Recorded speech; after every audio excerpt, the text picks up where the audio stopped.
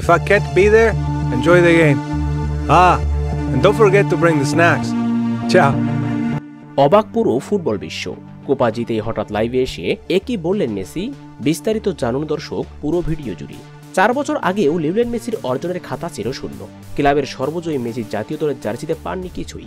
4 বছর পর পাল্টে গেল সেই দৃশ্যপট।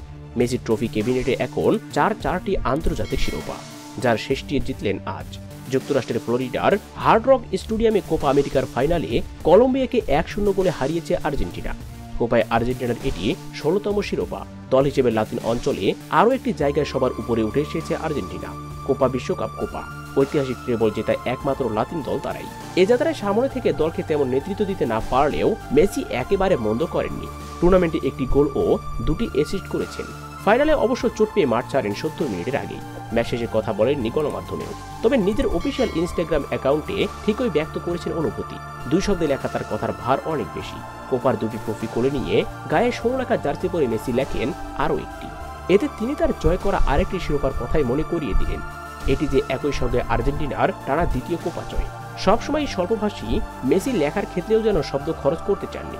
শব্দ ছাড়াই যখন সাফল্যই কথা বলে তার হয়ে, তখন আর শব্দ খরচ করা না করায় কিছু যায় আসে না।